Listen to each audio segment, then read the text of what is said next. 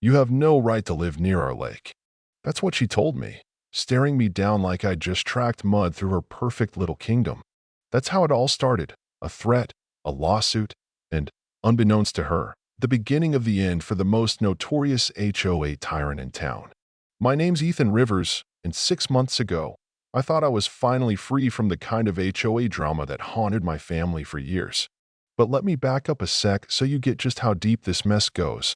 After watching my mom get bullied out of her home by power-hungry HOA board members, I swore I'd never put myself in that position.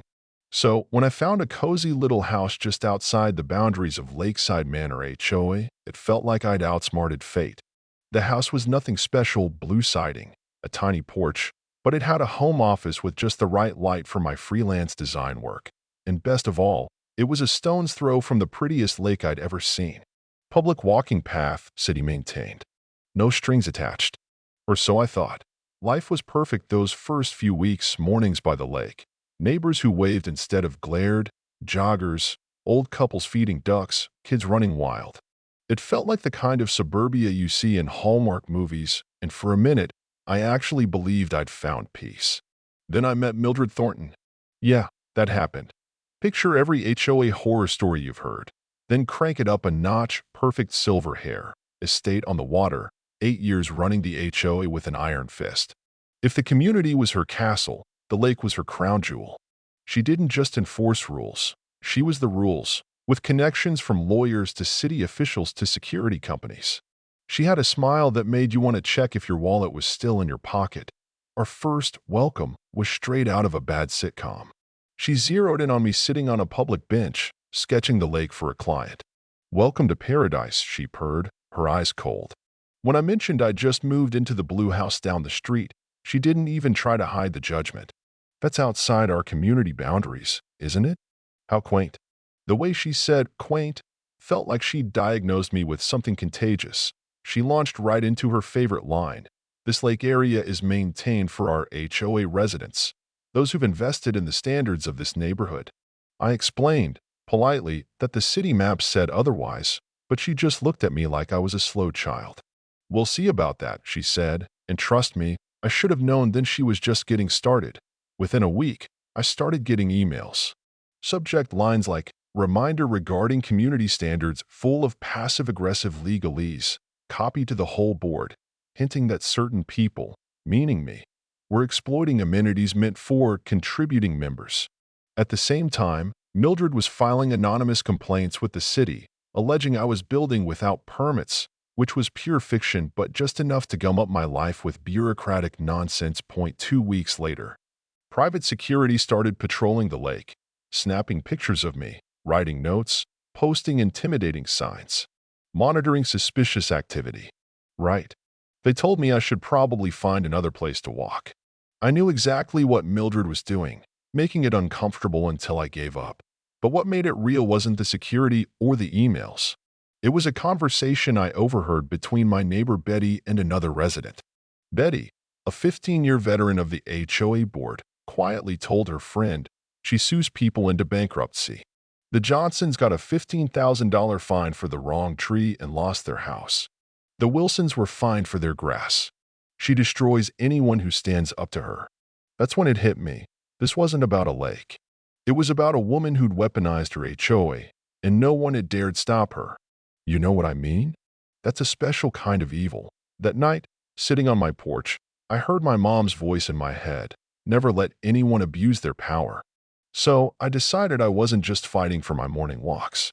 I was going to take Mildred on, win or lose. Turns out, she was already planning her next move. 3 days later, I got served. A man in a suit handed me an envelope.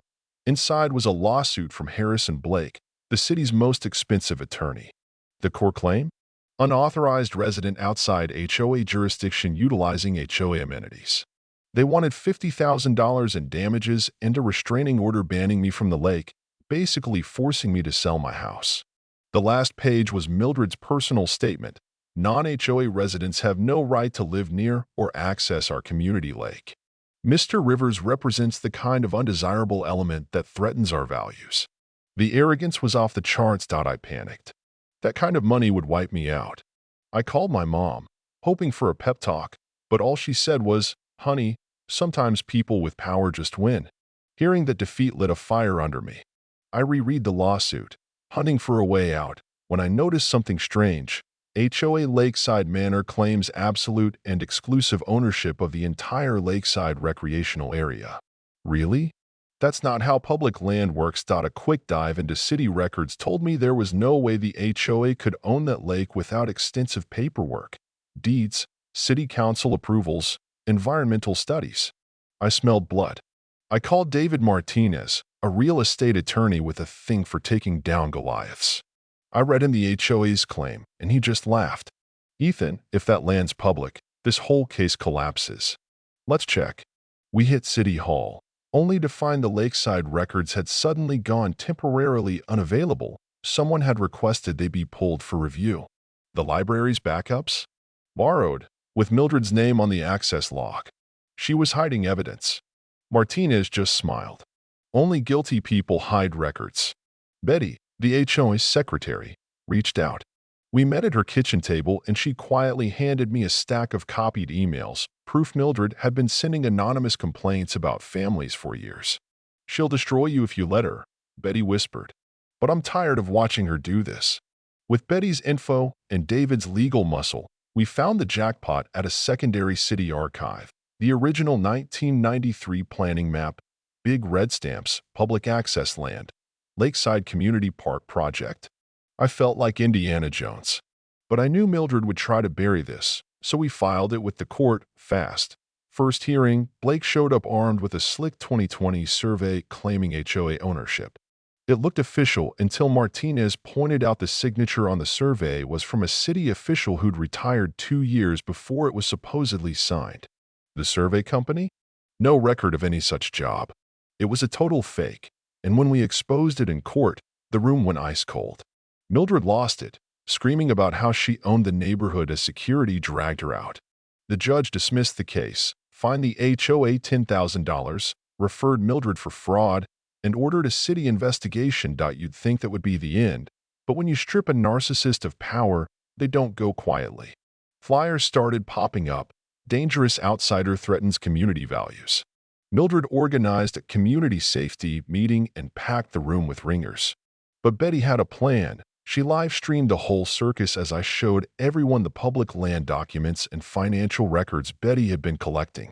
Mildred had used HOA funds for everything from landscaping her own yard to a trip to Europe she called a planning conference. When the real neighbors realized what she'd done, they voted 23-2 to boot her, dissolve the board, and put Betty in charge. Within a week, Mildred's house had a for sale sign out front, and by sunrise 2 days later, she was gone. State investigators picked up the case. Families who'd been fined sued and won, and the community finally got its park back. For the first time in decades, kids played by the lake. Teenagers blared music. Old folks swapped stories on the benches. No rules, just neighbors. They offered me the president spot, but I turned it down. "Power shouldn't be concentrated," I told them. "That's how you get another Mildred." Betty took over, and the new signs went up. Lakeside community, built on respect, not rules. I watched from my porch as the whole neighborhood came together for a lakeside picnic, a real one, the way it should be. The audit uncovered over $80,000 Mildred had siphoned off for personal use. The city shut down the HOA for good. New oversight rules were put in place, and Betty made a speech at the new sign, reminding everyone public spaces belong to all of us, not just the loudest or the richest. I sat by the lake that night, thinking of my mom, and called to tell her, "You were right about standing up to bullies. I get it now." 3 minutes of reading that lawsuit saved me 50 grand in my house and freed an entire neighborhood from one woman's reign of terror. So, what do you think? Was justice served? Or do people like Mildred always find a way back? Drop your thoughts below. And if this story hit home, hit that like button and let me know what you think about HOAs, community power, or just standing up for what's right. Because sometimes, all it takes is one person to change everything.